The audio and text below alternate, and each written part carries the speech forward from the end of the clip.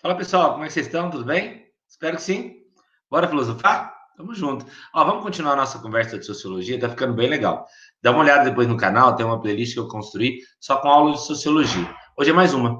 Hoje eu quero falar com vocês sobre modos de produção, a construção da sociedade e os modos de produção que foram feitas desde os primeiros povos até a Revolução Industrial. Uma abordagem a partir do pensamento marxista que é bem interessante das relações entre aquele que domina e aquele que é dominado. Sociedade e modo de produção é a aula de hoje. Bora filosofar?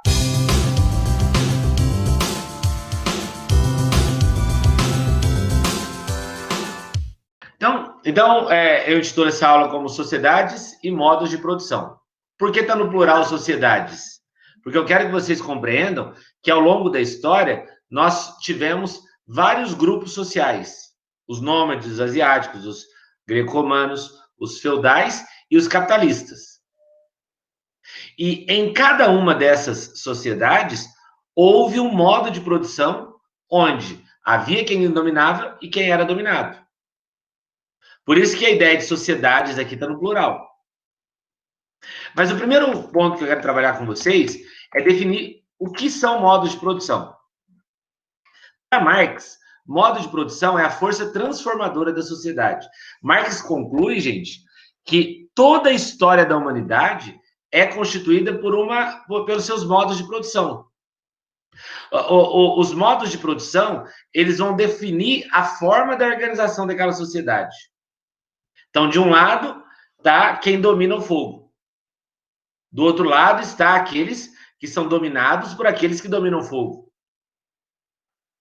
De um lado está o faraó. Do outro lado está o escravo.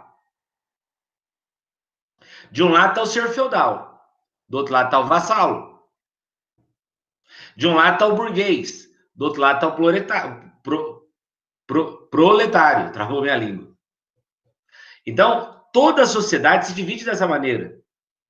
Você tem o dominante e o dominado. E os modos de produção vão definir a organização dessa sociedade. Tanto de maneira material, quanto de maneira simbólica. Como assim maneira simbólica? Os elementos, as ideologias que constituem aquele grupo ou aquele grupo. Como assim maneira material? O capital, o dinheiro. Entendam comigo uma coisa. A sociedade, ela é assim.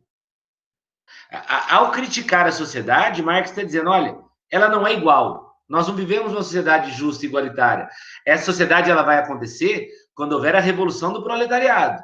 E a gente superar esses modos de produção. Surgir uma nova sociedade comunista. Enquanto essa sociedade comunista não é atingida, a gente tem um estágio intermediário, que é o socialismo. Mas isso só vai acontecer quando nós destituirmos os modos de produção. Todo mundo vai ser igual. Uma sociedade planificada, uma sociedade igualitária.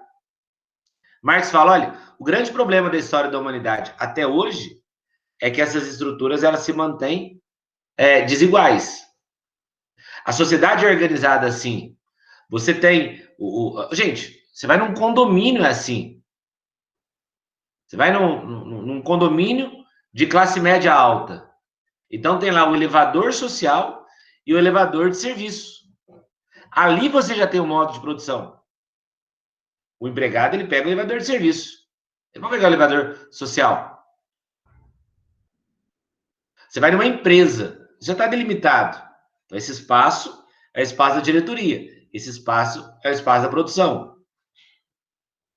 Então, existe esse simbolismo que define essa sociedade.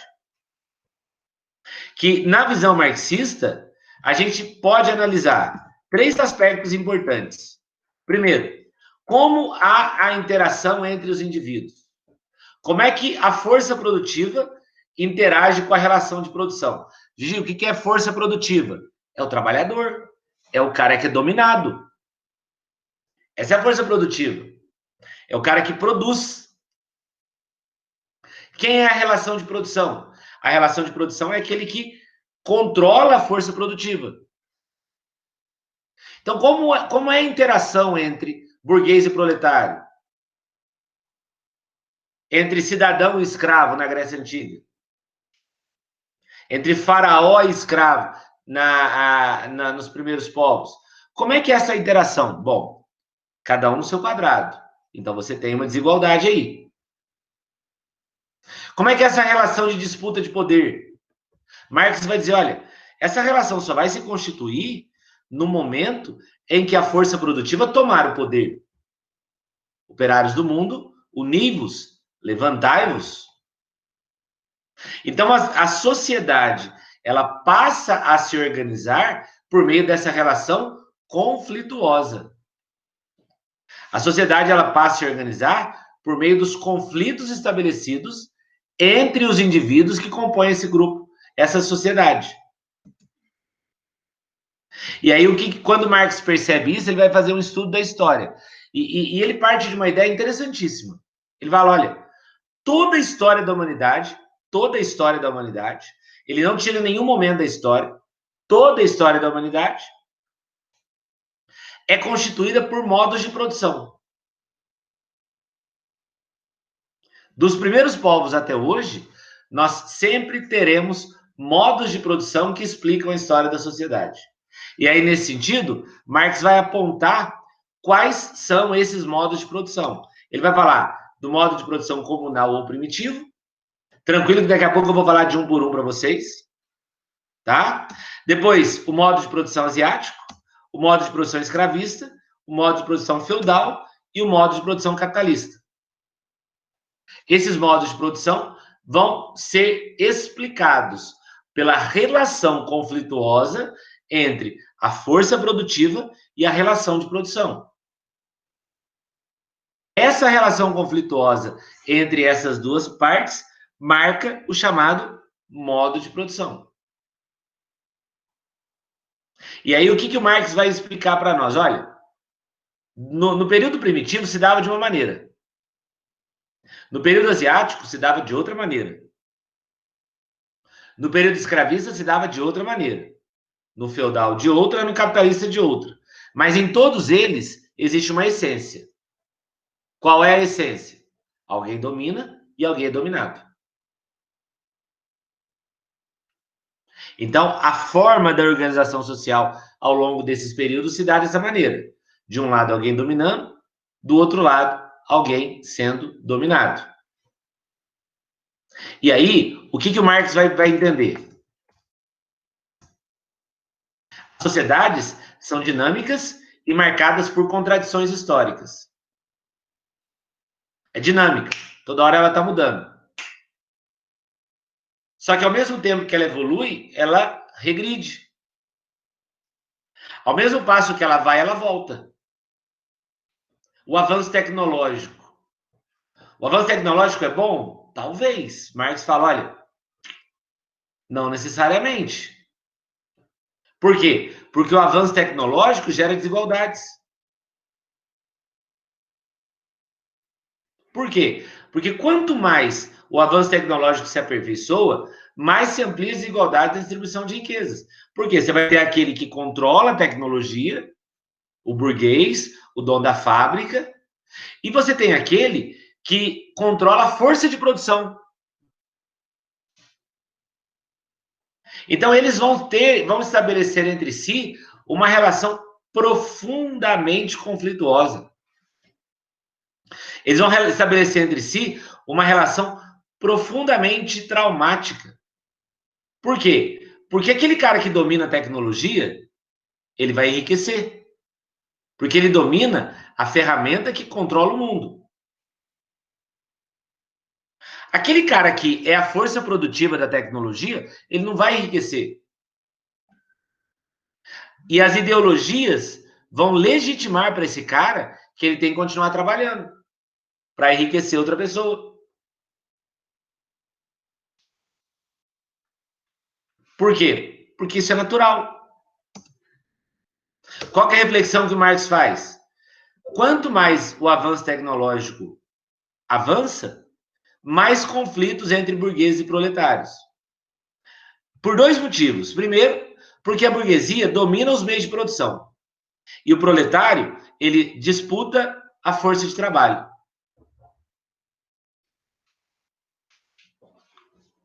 Puta, eu tô ganhando R$ 2.000 por mês. Meu patrão ganha 20 mil em cima daquilo que eu ganho. Não é justo? Vou chegar e pedir um aumento de salário. Aí no meio do caminho eu penso assim, puta, e se ele não quiser me dar um aumento e mandar embora? Tem quem ganhe 1.000 para fazer o que eu faço. Então eu vou ficar quieto. Olha aí, as ideologias legitimando essas desigualdades.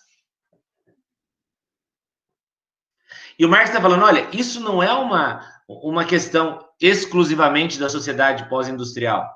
Não, isso acontece desde que o fogo foi descoberto. Desde a descoberta do fogo, nós temos essa cultura. Desde a descoberta do fogo, nós temos essa realidade.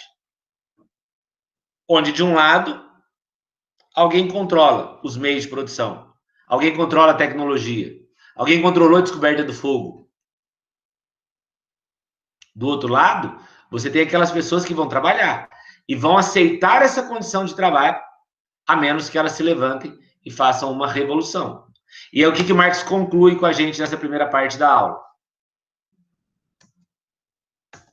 É necessário perceber de que maneira esse universo chamado sociedade surgiu. Como que surgiram as desigualdades?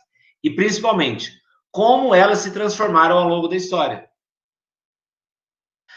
Marx está no século XIX e ele está perguntando, olha, essas desigualdades são de agora? Ou não? Ou será que ela sempre existiu? E se ela sempre existiu, como é que ela se transformou? E aí ele conclui, a história se explica através dos modos de produção. E aí, a partir da segunda parte da aula, a gente vai entender cada um desses modos de produção. E entendendo cada um desses modos de produção, a gente vai responder essas duas questões do Marx. Como as desigualdades surgiram e como elas se transformaram ao longo da história. Aí.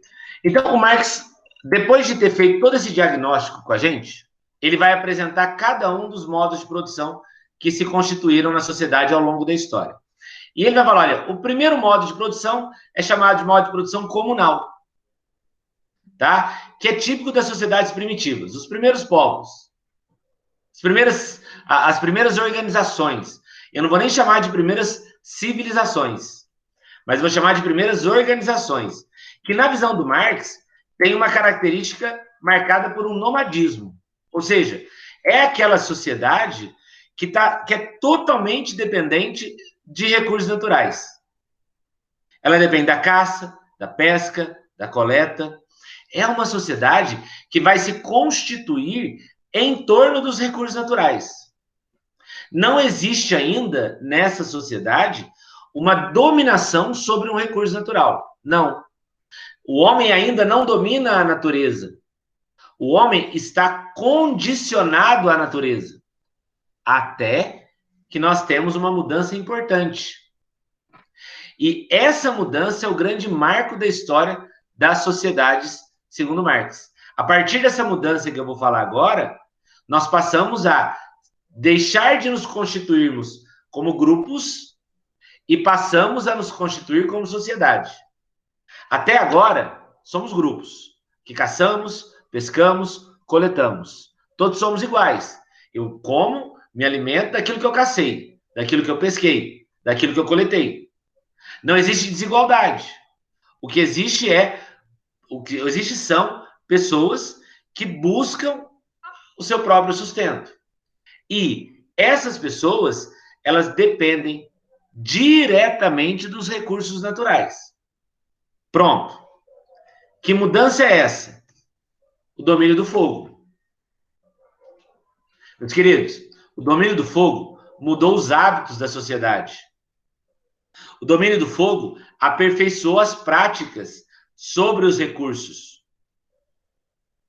E é no momento em que o fogo é dominado pelo homem que vai surgir as primeiras relações de poder. Antes da descoberta e do domínio do fogo, não havia relações de poder. O que havia era uma dependência do homem em relação aos recursos naturais. Com o domínio do fogo, o homem passou a dominar os recursos naturais. Com o domínio do fogo, o homem passou a entender que ele poderia ir além dos recursos, ele poderia transformar esses recursos. E aí, a humanidade se transforma. Por quê? Lembra que eu falei na primeira parte da aula? Os modos de produção definem a organização social? Tá aí. Você vai ter, de um lado, aqueles que dominaram o fogo. Você vai ter, de outro lado, aqueles que são dominados por aqueles que dominaram o fogo. Você já tem uma primeira organização de poder. E aí, com isso, a sociedade vai ter novos princípios organizativos. Por exemplo, a família. Por exemplo, o trabalho. E quando nós temos a organização por meio do trabalho, você tem que pensar que ainda nós não temos propriedade privada. O que nós temos é uma dominação sobre um recurso, que vai começar a organizar a sociedade ali. Então, quem vai trabalhar? De um lado, aqueles que dominaram o fogo. Do outro lado, aqueles que não dominaram o fogo e que vão trabalhar para aqueles que dominaram o fogo. Em nome de um bem comum. Mas já há uma organização de trabalho aqui. E Marx está falando, olha, esse é o primeiro grande modo de produção. Você tem aqui uma primeira organização social. Você tem aqui uma primeira divisão de classes. Os fundamentos que marcam uma sociedade começam a aparecer aqui. Começa a aparecer aqui. Lembra que ele quer tentar entender a origem das desigualdades? Aqui, ó, já começa a aparecer. Você tem uma relação primitiva de poder. Onde, de um lado, alguém manda, de outro lado, alguém executa. Tem opção? Não, eu tenho que executar. Evoluímos. Vamos atingir um segundo modo de produção. Marx chama o segundo modo de produção de modo de produção asiático, que é marcado pelas primeiras civilizações. Destaque para a Mesopotâmia e Egito. Você já não tem mais o domínio do fogo como critério. Agora você já tem uma sociedade constituída. Agora você já tem uma sociedade fundamentada, organizada. Nesse momento, a gente vai começar a ver uma grande transformação. Lembra que no primitivo você não tem propriedade privada? Agora começa a aparecer os primeiros sinais de propriedade privada. Nós saímos de uma sociedade sem classes, em nome de um bem comum, como eu falei no slide anterior, para uma sociedade classista. Agora, efetivamente, a gente tem a exploração do homem pelo homem. Nessa sociedade, o que nós percebemos? A agricultura determinando as relações.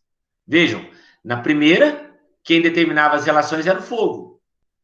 Nessa segunda, quem determina as relações é a agricultura. Você tem o proprietário de terra, você tem o cara que domina as práticas agrícolas, o cara que domina as técnicas agrícolas, e você tem aqueles que vão trabalhar para ele, chamados de camponeses, que representam um trabalho compulsório. Esses camponeses contra o Estado, que é representado pelo faraó, que é o dono da terra. Olha como é que você tem essa relação conflituosa. Antes era o que dominou o fogo e quem é dominado. Agora você tem o camponês e o faraó. E olha como que as ideologias legitimam isso. O camponês não questiona a autoridade do faraó. Porque o faraó tem essa representação divina.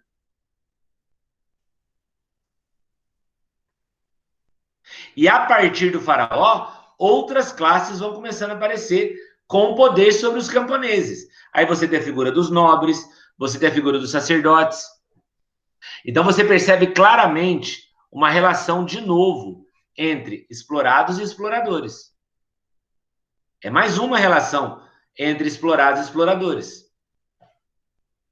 É mais um momento em que ambos estabelecem essa relação conflituosa. Percebam comigo que essa dinâmica, ela cada vez mais aumenta as desigualdades sociais. Como na primeira parte da aula o nosso foco era tentar entender essas desigualdades, agora a gente começa a perceber.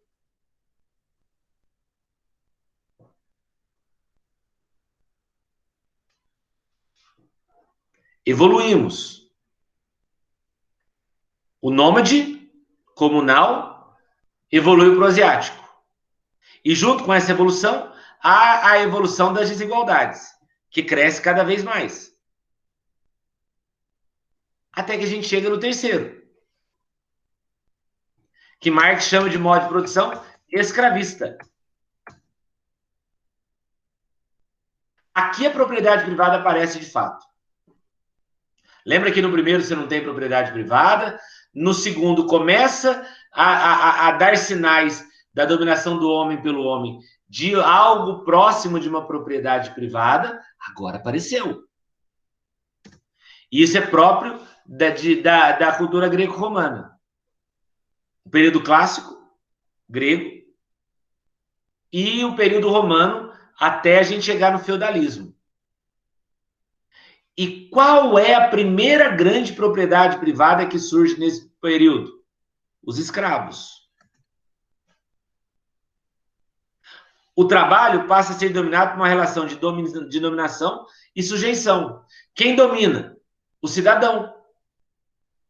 Quem é o sujeito? Quem se sujeita ao trabalho? O escravo. O indivíduo é a primeira grande propriedade privada que surge nessa sociedade. Ainda não é a terra. A terra vai aparecer depois, lá no feudalismo. Quando nós falamos de propriedade privada aqui, nós estamos falando do indivíduo, o escravo.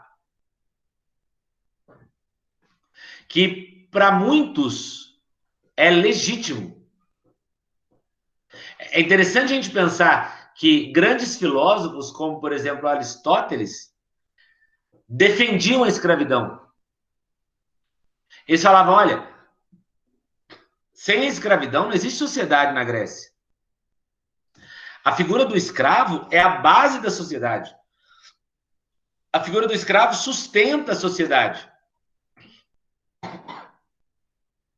Por quê? Porque o escravo está na base do sistema produtivo grego. Existia uma máxima no período clássico em que o trabalho manual denigre o homem. O homem que se sujeita a um trabalho manual, ele é um homem desvalorizado na sociedade. Então eu preciso ter escravo, para que esse escravo exerça uma força de trabalho por mim. Olha que ideia interessante que o Aristóteles vai defender. Ó.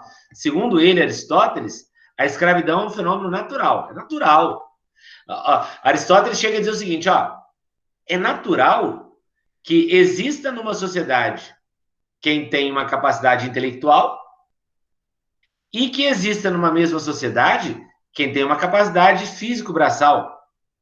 Natural. Não tem nada de segregacional aí. Olha o que ele vai dizer. É natural que comande quem pode, por sua inteligência, tudo prover. E que obedeça aqueles que não podem contribuir com uma prosperidade comum, a não ser pela força de trabalho. É natural. Não é injusto, é natural. E na visão do Aristóteles, quem é esse que comanda pela sua inteligência e tudo pode prover? O cidadão. Quem é aquele que não pode contribuir com a prosperidade, a não ser pela força de trabalho? O escravo. De um lado você tem o cidadão, do outro o escravo. E essa relação entre os dois torna-se uma relação legítima por parte do cidadão, porém injusta por parte do escravo. O que nós percebemos então? As desigualdades continuando, as desigualdades prosseguindo. Entendam comigo, nós temos aqui uma condição profunda de desigualdade, que foi crescendo. Nômade, asiático, escravista. No modo de produção feudal, você volta àquela relação de senhor e escravo, só que com outras palavras. Né? Ao invés de você chamar de escravo, você chama de vassalo. Ao invés de chamar de senhor, você chama de suzerano. Mas essas relações elas vão aumentando. Na visão do Marx, o grande problema do modo de produção feudal é a sociedade estamental. Lembra comigo que a sociedade estamental não tem mobilidade social. Nasci servo, vou morrer servo. Nasci nobre, vou morrer nobre. Então, como ela não prevê as mudanças sociais, acabam que essas desigualdades elas vão se ampliando por meio dos exercícios de poder. A igreja, que vai manipular as ideias, vai construir discursos, vai construir discursos. A sociedade ela é explicada a partir da cristandade. É aqui, na visão de Marx, que as ideologias elas vão se fortalecer ainda mais. Você tem um problema sério aqui de crescimento de ideologias. Então, você continua tendo desigualdades dentro da sociedade. Mas, na visão marxista, quando a gente chega no atual modo de produção, aí o bicho pega. A partir da Revolução Industrial, a gente passa a ter o modo de produção capitalista. E esse modo de produção capitalista, ele definiu claramente as desigualdades na sociedade. Por quê? Porque ele despertou em nós a necessidade de uma lei de mercado, de um acúmulo de capital. Gente, o proletário, ele vai conseguir acumular capital? Não vai. O proletário, ele trabalha 10, 12, 14, 16 horas por dia. Ele não tem tempo. Existe uma frase que às vezes eu ouço de algumas pessoas, né? A gente que trabalha não tem tempo para ganhar dinheiro. Na essência, essa frase é uma crítica marxista ao capitalismo. Por quê? Porque a força de trabalho só trabalha, ele não ganha dinheiro. O abismo entre as duas partes fica cada vez maior. Segundo Marx, o modo de vida capitalista, né, o modo de produção capitalista, tem como tendência a tornar tudo mercadoria, o que gera uma alienação. Eu vou trabalhar, o meu trabalho gera uma riqueza que não é para mim, e aquele que fica rico à custa do meu trabalho, ele não valoriza o meu trabalho. Se não for eu, vai ser outro. Então, a relação entre burguês e proletário torna-se uma relação profundamente conflituosa, o que gera uma alienação. E para a gente fechar, Marx fala de 3 tipos de alienação que o modo de produção capitalista gera. A primeira, ele vai chamar de reificação. Res, coisa. Reificação é a ideia do homem-coisa. Marx vai falar, olha, no modo de vida capitalista, no modo de produção capitalista, não existe relação entre quem produz e quem consome. Provavelmente, alguém que trabalha na Apple, produzindo acabamento de iPhone, não tem grana para ter um iPhone. O peão que trabalha na Mitsubishi, o operário que trabalha na montagem de uma moto Mitsubishi, não tem grana para ter uma moto Mitsubishi. Isso é reificação. Isso é a ideia do homem-coisa. Quem produz não consegue ter aquilo que ele produziu.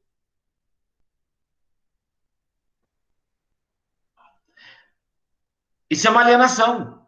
Porque eu não tenho nenhuma relação com aquilo que eu participei, com aquilo que eu produzi. Eu só produzi. Depois, uma outra alienação é o que Marx chama de fetichismo. Então, eu vou trabalhar para eu poder ter aquilo que nem sempre eu posso ter. Então, eu trabalho, eu tenho o direito de ter as coisas. Isso é fetiche. Porque essa cultura consumista gera um vazio existencial no trabalhador.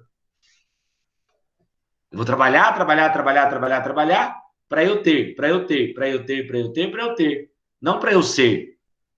O trabalhador, ele não se realiza naquilo que ele é. Ele se realiza naquilo que ele tem.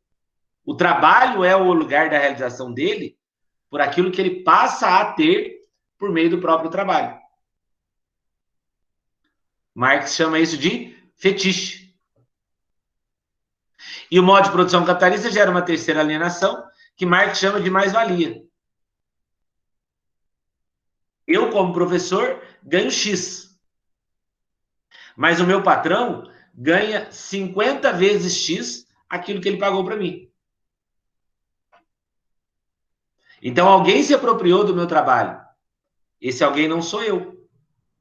Eu estou contente com o X que eu ganho, mas tem alguém ganhando 50 vezes X a partir daquilo que eu produzi. Isso é a mais-valia. Segundo Marx, o modo de produção capitalista gerou uma profunda alienação. E a forma de superar essa alienação é por meio da revolução. Portanto, proletários do mundo, univos. Tomemos as armas e vamos superar o capitalismo. Então é isso aí, pessoal. Na primeira parte da aula, a gente construiu toda a visão marxista sobre o que é modo de produção. Na segunda parte, entendemos cada um dos modos de produção que ele vai propor na sociedade. Espero ter ficado claro para vocês. E até a próxima aula. Estamos fazendo um caminho legal de sociologia, né? Então, bora sociologiar.